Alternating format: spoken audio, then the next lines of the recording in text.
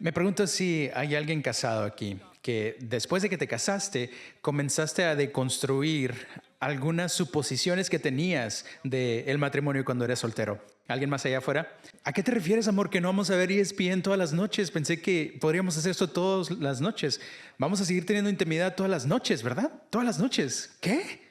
Algunas cosas simplemente tienes que deconstruir. Y Jamie y yo tenemos unos amigos y estábamos cenando con ellos recientemente y su papá el papá está hablando con su hijo y el hijo le dijo, papá, descubrí que si yo limpio mi desorden, las cosas salen mucho mejor con mi esposa. Y quizá antes él no pensaba que eso sería tan importante. Pero yo creo que muchas veces en nuestras vidas que las cosas que nosotros sentíamos certeza, de repente tiemblan y sentimos una incerteza. La certeza se tiembla y creo que eso sucede en nuestra fe. Y lo que estamos viendo el día de hoy es que hay un término que se está utilizando llamado deconstrucción. Ahora, este es un término que fue acuñado en la década de los 60 y está siendo aplicado a la vida de las personas, a la vida de fe de las personas. Las personas están deconstruyendo su fe. Y yo sé que para diferentes personas significa algo diferente la deconstrucción y quiero reconocer esto, pero solamente para esta serie quiero utilizar una definición muy sencilla, que es el proceso de diseccionar, cuestionar y en casos extremos hasta rechazar tu fe. Quizá tú ves esto en personas a tu alrededor en estos momentos. Para algunos de ustedes quizá describa exactamente donde tú te encuentras. Y yo creo que todos nosotros en algún punto de nuestra vida pasamos por un lapso o un periodo de deconstrucción. Los psicólogos del desarrollo nos dicen que para que nosotros pasemos por un proceso de madurez, pasamos tres etapas. Algo llamado construcción, deconstrucción y eventualmente necesitamos lo que se le llama la reconstrucción. Piensa un momento en tu niñez. Es tu construcción. En tu niñez se te dieron ideales, una visión del mundo y muchas veces era blanco y negro. ¿Ves? Entramos en nuestra edad adulta a veces muy confiados de lo que nosotros creíamos que ya teníamos todo, ya entendíamos todo. Y luego algo sucede cuando entramos en una fase de construcción, comenzamos a cuestionar, a dudar y preguntarnos acerca de estas cosas. Y puede ser normal. Pero no es normal quedarte en la deconstrucción, porque eventualmente tienes que pasar a la fase de reconstrucción. Una fase en donde comienzas a construir tu vida sobre un fundamento que puede durar, un fundamento firme de verdad. Yo diría que en mi vida, yo pasé por una fase de deconstrucción. Cuando yo crecí en un gran hogar cristiano con padres increíbles, íbamos a la iglesia todos los fines de semana. Y cuando yo fui al colegio bíblico y empecé a estudiar la Biblia, comencé a deconstruir no mi fe, pero las creencias que yo tenía de la iglesia. En la iglesia en la que yo iba, era muy importante lo que te ponías, la ropa que te ponías. Esta es una fotografía de mi familia. No voy a decir quién soy yo, estoy enfrente, pero traigo una corbata porque eso es lo que te ponías para honrar a Dios en la iglesia, para que Dios estuviera orgulloso de ti. Les importaba lo que te ponías y comencé a cuestionarme cosas así. ¿Significa mucho lo que te pones? ¿Es tan importante? Y luego comencé a preguntarme, ¿cuál es el propósito de la iglesia? ¿Es para los de adentro, para los cristianos? ¿O la iglesia debe ser diseñada para ser una luz, un faro que pueda alcanzar a las personas que no conocen a Jesús? ¿Y qué comencé a hacer? Comencé a utilizar las escrituras. Estudiar las escrituras para entender realmente qué es lo que yo creía.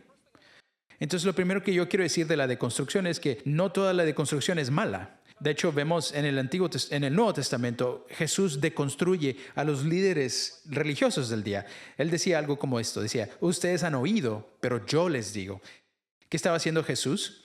Él estaba utilizando las escrituras para criticar la visión del mundo de los líderes religiosos del día.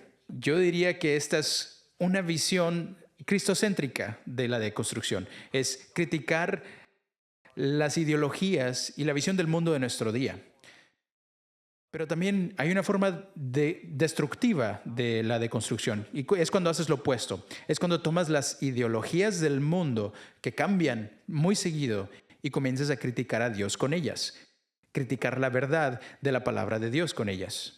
Yo creo que mucha gente está en ese lugar en este momento. Estamos cuestionando, estamos criticando a Dios. Y entre más deconstruyes y te quedas en esta fase de deconstrucción, te dejan una madriguera de duda y escepticismo potencialmente por el resto de tu vida. Entonces, yo quiero que tú sepas que en esta serie de reconstrucción, la meta de esta serie es que no te quedes en la fase de deconstrucción. Simplemente era una fase. El propósito era que fuera solamente una fase, pero tú tienes que comenzar a construir tu vida sobre algo que es cierto, verdadero, un fundamento que realmente perdura. ¿Por qué? ¿Sabías que tienes un enemigo que quiere que deconstruyas y dudas por el resto de tu vida? ¿Sabías que el primer evento destructivo en la vida sucedió porque Satanás convenció a la humanidad de que duden todo y deconstruyan a Dios? Se los puedo mostrar tan claramente. Miren esto. En Génesis capítulo 3, versículo 1, dice lo siguiente: la serpiente, que es Satanás, era más astuta que todos los animales salvajes que Dios había hecho. La palabra astuta significa que era deceptiva, que era mentirosa. Satanás es el padre de toda mentira. Esa es su raíz, es un mentiroso. Y ve lo que dice. Le preguntó a la mujer, dice: ¿de veras Dios les dijo? Hay que decirlo en voz alta. ¿De veras Dios les dijo? ¿De veras Dios les dijo que no deben comer del fruto? Mira qué tan buena se ve ese fruto.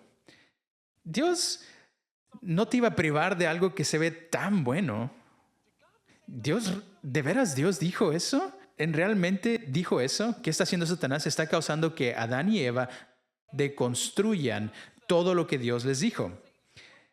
Esta es la jugada de Satanás. Es la misma jugada que él está utilizando desde el inicio de la historia del humano, y es la misma jugada que utiliza hoy en día. Quizá la está utilizando con muchos de nosotros. Comenzamos a deconstruir y dudar todo. Comenzamos a tomar la palabra de Dios y empezamos a decir: ¿de veras dijo Dios eso? Quizá se equivocaron, o quizá este libro es algo que hizo el hombre, que el hombre se lo inventó, que se ha cambiado, que es arcaico, es algo antiguo. ¿Realmente Dios dijo eso? El problema es que la deconstrucción se comienza a ser destructiva en el momento que abandonamos la verdad de Dios por la sabiduría humana. Dejamos que el mundo nos informe de la verdad en lugar de depender de la verdad de Dios. Escucha lo que dice 2 de Timoteo 3, 16, 17. Dice: toda la escritura es inspirada por Dios y útil. Es tan útil en tu vida para enseñar, para reprender, para corregir y para instruir en la justicia, a fin de que el siervo de Dios, o sea, todos nosotros, esté enteramente capacitado para toda buena obra. Ahora, esa palabra útil literalmente significa que lo puedes utilizar. Es tan relevante para tu vida que vas a estar capacitado para tus finanzas, para tu matrimonio, tu carrera, para lidiar con problemas mentales, para ser un padre. Todo este tipo de cosas es para lo que nos capacita la Biblia. Ahora, la palabra que habla aquí es clave, es inspirada por Dios. Es una palabra griega compuesta que literalmente significa de los pulmones de Dios. Es poderoso, ¿no? Que la palabra de Dios literalmente viene de los pulmones de Dios y entra a nuestras vidas para que nosotros pudiéramos utilizarla. Es útil y para ser capacitados. Y esto significa que la palabra de Dios no va a ser muy útil si tú no confías de que fue inspirada por Dios. ¿Es justo decir eso? Si tú realmente no crees que Dios nos dio esta palabra, que alguien se lo inventó esto, que es irrelevante esto, ¿qué tan útil y qué tan capacitado vas a ser para cada área de tu vida? Yo creo que esa es la raíz de la deconstrucción. El momento en que dices: Dios no dijo esto. Entonces lo que quiero hacer yo el día de hoy, mientras iniciamos esta serie, es algo muy básico. Quiero mostrarte 5 razones por las cuales puedes confiar que la Biblia es verdadera. Yo he enseñado esto en el pasado, pero creo que es muy importante que seamos recordados. A veces es más importante ser recordado que aprender algo nuevo. Entonces creo que este puede ser un momento muy poderoso en el que Dios puede hablar a tu vida Y para algunos de nosotros nos va a estar ayudando para reconstruir nuestra vida sobre su palabra y no lo que dice el mundo. Entonces, la razón número uno, la exactitud histórica de la Biblia.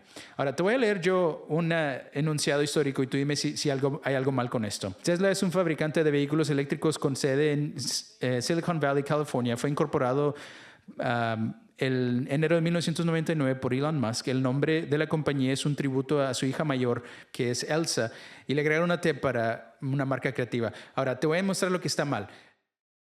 Primero es la ciudad, es Austin, Texas, no es Silicon Valley. Lo segundo es la fecha. Es en julio del 2003, no en enero. Ahora, esto va a sorprender a algunos de ustedes. Musk no fundó Tesla. Fueron dos tipos llamados Eberhard y Tarpenning. Ahora, el nombre no era tributo para su hija mayor. De hecho, creo que su hijo se llama algo muy raro, pero era un tributo al ingeniero eléctrico Nikola Tesla. El único punto que quiero hacer con esto es que la historia confiable siempre tiene fechas precisas, personas y lugares que se confirman como ciertos, como verdaderos. De otra manera no es verdadero. Ahora, la mayoría de las personas no saben lo siguiente acerca de la Biblia. Deja que esto penetre. No hay ningún otro libro histórico en el mundo que cubra más historia que la Biblia. Ni siquiera hay uno que llegue en segundo lugar cercano. La Biblia consiste de 66 libros, escrito a través de 1500 años por 40 personas distintas en 3 diferentes lenguajes, en 3 diferentes continentes, que dicen una historia constante de Jesús, desde el inicio hasta el fin. Todo se trata de Jesús. Enlista miles de eventos, lugares, de reyes, ríos, montañas. Piensa en esto. En un libro, el libro de Hechos, el Dr. Luke nombra 32 países, 54 ciudades y 9 islas, solo en un libro. Ahora, si este libro fue hecho por los hombres solamente y alguien se lo inventó, ¿cuáles son las probabilidades de que iba a haber algo que no sería cierto o que habría una inexactitud grave? Y, por ejemplo, no quiero burlarme de los mormones, pero solamente quiero darte los datos. Joseph Smith escribió el libro del Mormón en 1830 y cubre la historia de América de los años 600 antes de Cristo a 400 después de Cristo. En este libro hay mucha historia. Él nombra ciudades, nombra pueblos, nombra monedas de los neftitas y él nombra todo este tipo de cosas. Y sabes que no ha habido ni un solo hallazgo histórico o arqueológico que respalde los hechos que se nombran en el libro del Mormón. De hecho, te lo voy a leer para que no creas que es solamente mi opinión. Es una carta escrita por National Geographic el 12 de agosto de 1998 y dice lo siguiente: los arqueólogos y los estudiosos no conocen nada encontrado hasta ahora que haya corroborado el libro de Mormón sustancialmente. Nada. ¿Y qué la Biblia? ¿Sabías que han habido más de 2.500 excavaciones arqueológicas que confirman la Biblia? Cada una de ellas. De hecho, me encanta lo que dice el Dr. Nelson Gulick, y es un arqueólogo, y dice lo siguiente, dice: se puede afirmar categóricamente que ningún descubrimiento arqueológico ha contradicho jamás ha contradicho una referencia bíblica. Jamás. De hecho, hay una Biblia de estudio arqueológico que tú puedes ver todos los datos arqueológicos que respaldan la Biblia. Por eso dice en Salmos 33:4, pues la palabra del Señor es cierta y verdadera.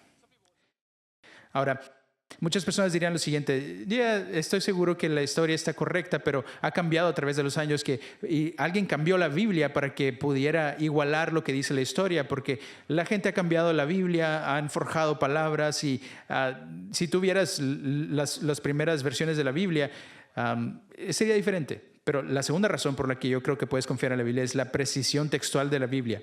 La Biblia tiene más copias antiguas, más cercanas a la fecha original finalizada que cualquier otro libro histórico en la historia del mundo. Te voy a compartir unos ejemplos.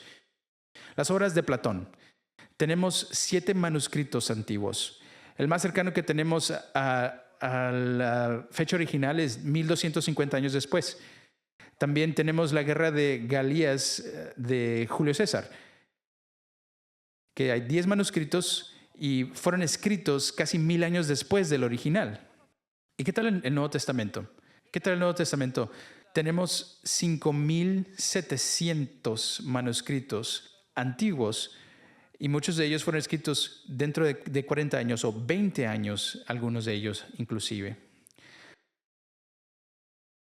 No hay ningún otro libro histórico que se compare. ¿Cuáles son las probabilidades de que la Biblia que tenemos hoy, 2000 años después, iguala los documentos antiguos que se escribieron 40 años después de que todo esto sucedió? ¿Cuáles son las probabilidades?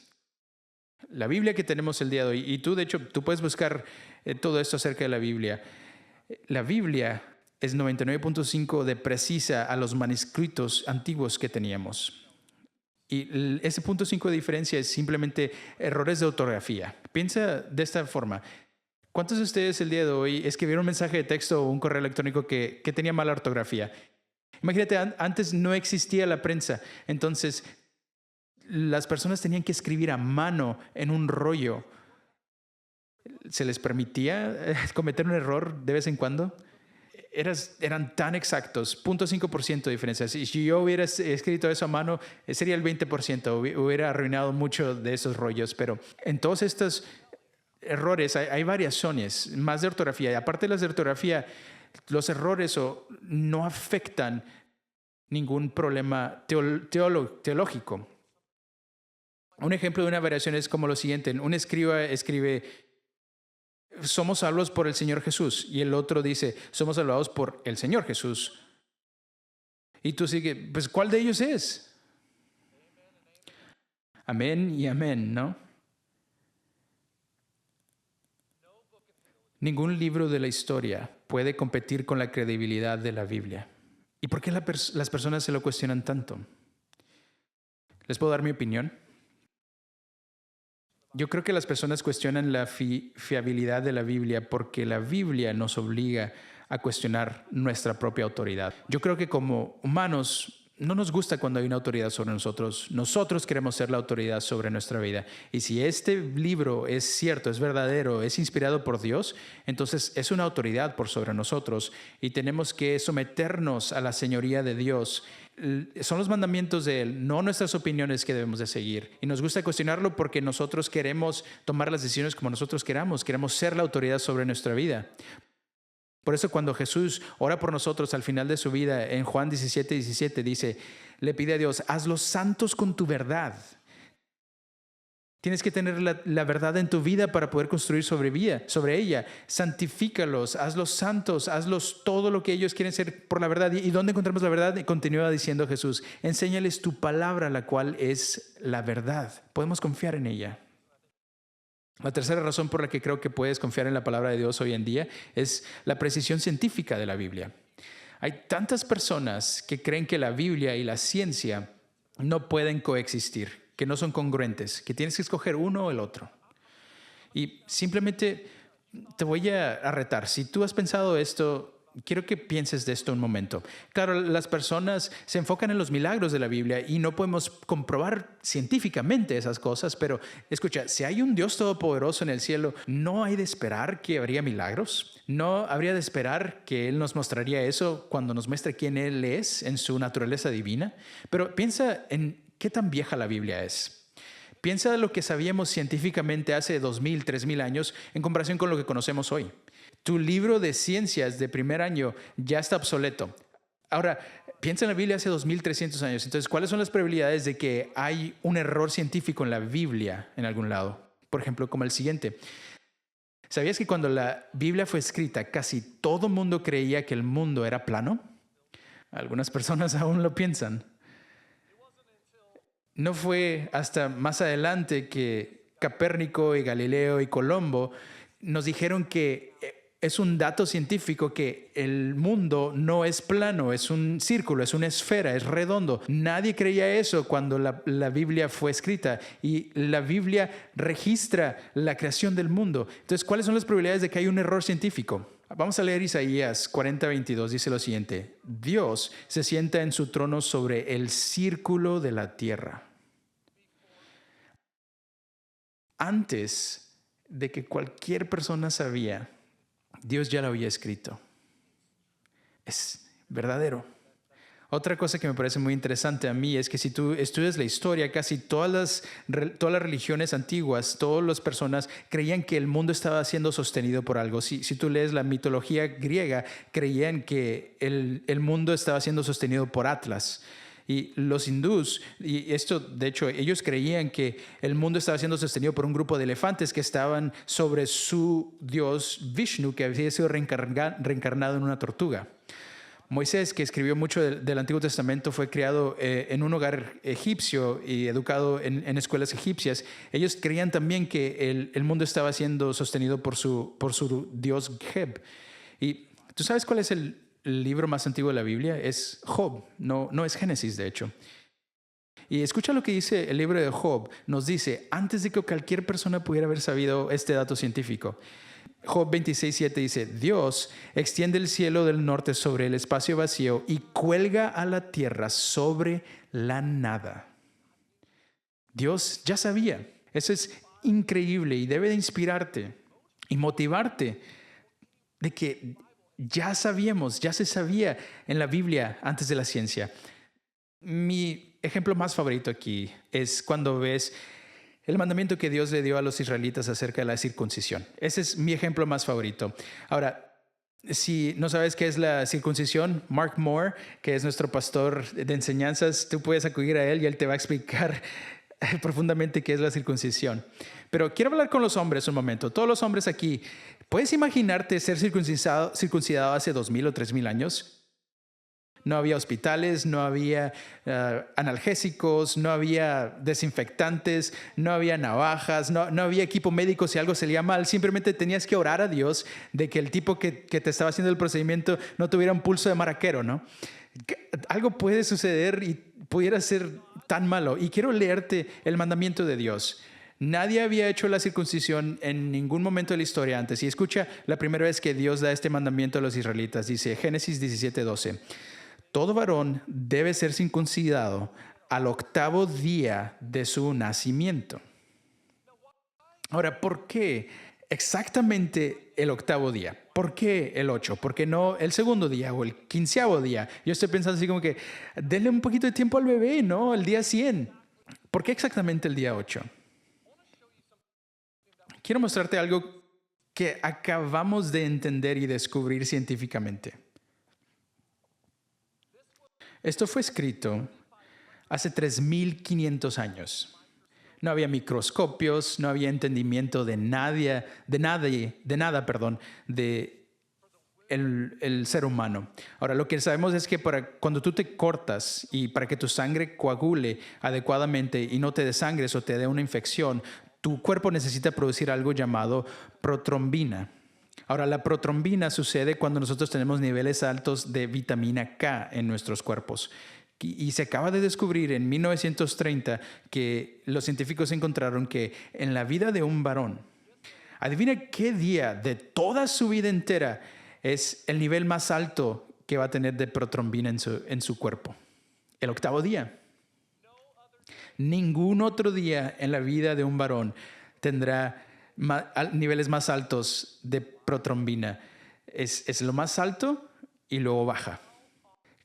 ¿Cómo puede ser que hace 3500 años, sin nada de ciencia, ya ibas a saber que era el día 8?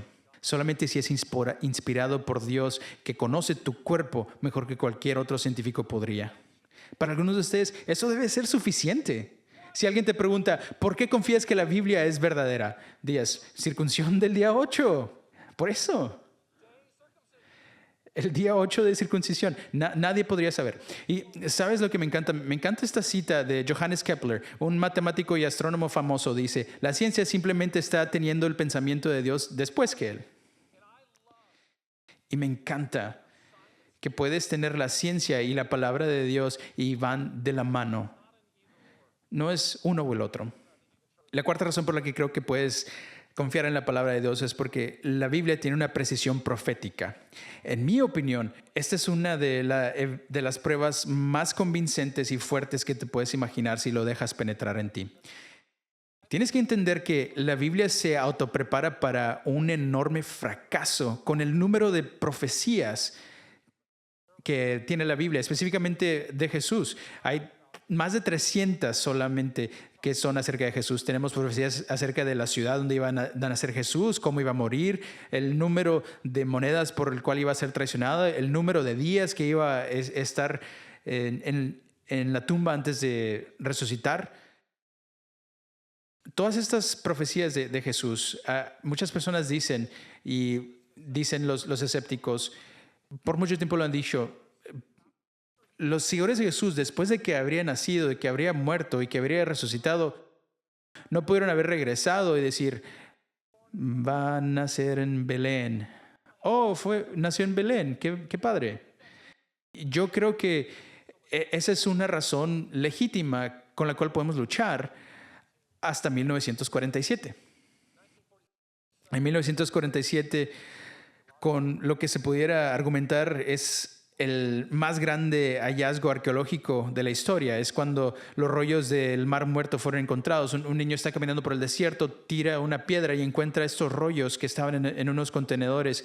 Y tú puedes ir a estudiarlo tú mismo. Lo que sucedió es que había encontrado los documentos más antiguos de las escrituras de la historia y utilizaron los datos de carbono para poder ponerle fecha, y sucedió que fueron 300 años antes de Jesús cuando fueron escritos. Ahora, ¿cuáles son las probabilidades de que estos rollos del Mar Muerto, los más antiguos documentos de la Biblia, son exactamente como la Biblia que tenemos hoy? Los estudiaron y son 99.9% de exactitud y fueron datados con el carbono 300 años antes de Jesús, y nos confirman que estas profecías de Jesús fueron escritas antes, se realizaron con Jesús. Y lo poderoso de esto es que un hombre llamado Peter Stoner, matemático y astrónomo muy famoso, él hizo la matemática, hizo un cálculo no de 300 profecías, solamente dijo 8 profecías de Jesús cumpliéndose. ¿Cuáles son las probabilidades de que al azar se iban a cumplir esas 8? Nació en Belén, como dijeron. Fue traicionado por esa cantidad de monedas. Esta es la matemática, ¿ok? Este es un hecho matemático, un dato matemático. Las probabilidades de que una de estas profecías se cumplieran es una en 100 trillones. Un trillón es 17 un 1 con 17 ceros adelante. Y ni siquiera nos podemos imaginar. Básicamente está diciendo es imposible. Más adelante, Lee Strobel nos dio una imagen muy clara para esto. Dice, si quieres entender este número, dice, ve al estado de Texas y llénalo completamente de monedas de dólar que suba hasta 10 pies. Y luego pinta una de las monedas de rojo, escóndela en un lugar, manda a un chango a buscarlo y dile que solamente escoja una, y las probabilidades de que él escoja la moneda roja son las mismas probabilidades de que Dios iba a cumplir 8 de las profecías que fueron escritas acerca de él en el Antiguo Testamento. En otras palabras, las pruebas proféticas de Jesús es una de las pruebas más fuertes en el mundo de que la palabra de Dios es cierta y verdadera. Segunda de Pedro 1:21 dice, porque la profecía no ha tenido su origen en la voluntad humana, sino que los profetas, aunque eran humanos, hablaron de parte de Dios, impulsados como por el Espíritu Santo. El Espíritu de Dios trabajaba a través de los humanos y los profetas para escribir sus palabras, sus propias palabras que fueron inspiradas de sus propios pulmones para hablar verdad a nuestras vidas. Puedes confiar que la Biblia es verdad. Puedes ver todas las pruebas de precisión histórica, textual, científica y profética, y es tan fuerte. Pero eso no es suficiente para algunos de ustedes. Y no es por lo externo, por las pruebas externas de que la Biblia es cierta con lo que batalla, sino es el dolor interno con el cual has estado batallando y el dolor que ves a tu alrededor. Lo que causa a muchas personas que deconstruyen su fe y que duden acerca de Dios es que leen de un Dios en las Escrituras que es tan bueno, tan amoroso. Y luego voltean a ver y dicen, ¿cómo un Dios bueno puede permitir tanto dolor, tanta maldad, tanto sufrimiento? Quizá aún en tu propia vida. Y por eso quiero que tú sepas que la siguiente semana voy a compartir uno de los mensajes más importantes que yo he compartido en toda mi vida. Y voy a dar de frente a este mensaje cómo un Dios bueno puede permitir tanto dolor y sufrimiento a nuestro alrededor. Espero que estés aquí, espero que traigas a alguien contigo, especialmente a alguien que esté dudando o esté escéptico o tenga dolor en sus vidas. Yo creo que va a ser muy poderoso. Pero el día de hoy quiero terminar nuestro tiempo hablando de una última prueba. La quinta razón por la que yo creo que es la más fuerte de todas y es la siguiente: la habilidad de la Biblia de transformar la vida. Las personas más transformadas que yo he conocido en mi vida son personas que yo sé que han basado sus vidas en este libro. No estoy hablando de los locos en el mundo que toman la Biblia y dicen que dice cosas que ni siquiera dicen, que hacen cosas y sacan cosas de contexto, que son tan enfermizas. No hablo de eso. Yo estoy hablando de las personas que tú conoces a tu alrededor en este momento, que a lo mejor de sus esfuerzos, porque nadie es perfecto, han estado tratando de vivir una vida moldeada a través de Jesús. Es lo que yo trato de hacer tan imperfectamente como tú sabes, como yo te he compartido. Pero yo diría lo siguiente: las personas que yo conozco en mi vida que tienen la mayor alegría, la mayor paz, el mayor sentido de propósito y que pueden superar los obstáculos que la vida les presenta, son las personas que viven de acuerdo a la palabra de Dios, a esto. Son personas como mi mamá.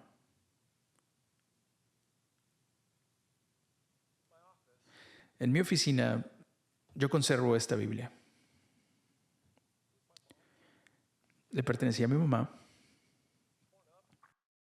Está deshecha, se le cayó la pasta, se está deshaciendo completamente. Y no se está deshaciendo por vieja.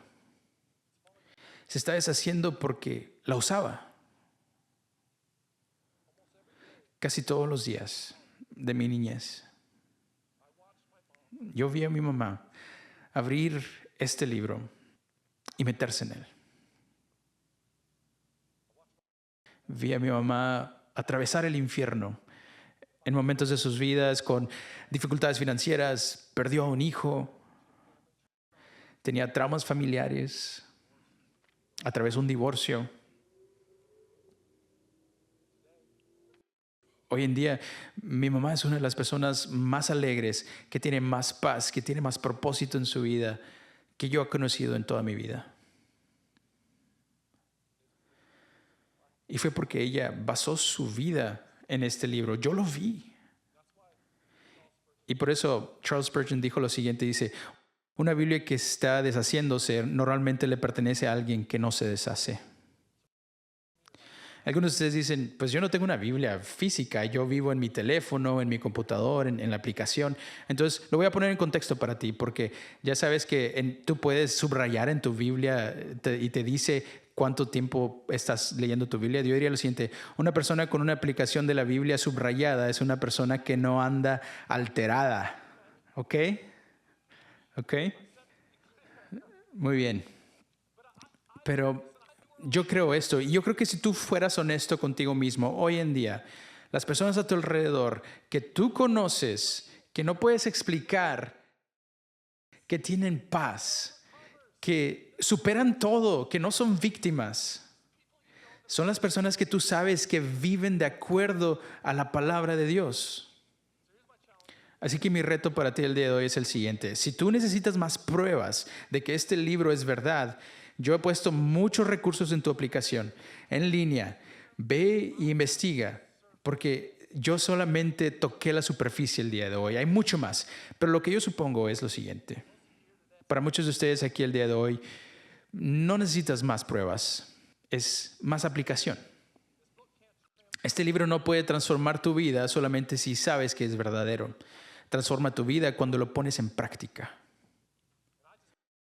Y yo solamente oro de que seamos una iglesia que continuamente lo pongamos en práctica, porque cuando lo ponemos en práctica podemos ver su poder transformador y sabemos que es verdadero. Así que voy a invitar a todos nosotros que mientras pasamos por esta serie, vayamos a través de este viaje. Será un viaje esta serie, porque no quiero que nadie aquí se quede en la fase de deconstrucción. Fue diseñada para ser solo una fase, pero Satanás te quiere ahí. Satanás te quiere en un desierto de dudas y escepticismo, pero tú tienes la opción. Puedes superar la deconstrucción y comenzar a reconstruir tu vida y tu fe sobre un fundamento firme. No la ideología del mundo que cambia cada año, pero la verdad de la palabra de Dios que nunca cambia. Y cuando tú haces eso, puedes hacer lo que hizo Jesús en Juan 8, 31 al 32. Dice lo siguiente: si se mantienen fieles a mis enseñanzas, serán realmente mis discípulos y conocerán la verdad. Y la verdad, ¿los qué? Los hará libres. Hay que orar. Padre, necesitamos la verdad hoy en día que nos va a liberar. Y no es la verdad que el mundo nos da, que destruye matrimonios y niños y adolescentes y vidas y salud mental como nunca antes. Entonces yo oro el día de hoy mientras intentamos construir nuestra vida sobre algo que es firme, un fundamento que perdura, que podamos construir nuestras vidas sobre la verdad de tu palabra. Y yo oro que tú traigas convicción a alguien el día de hoy, más que nunca, de que tu palabra puede ser confiada, que es verdadera y que pueden basar su vida sobre ella.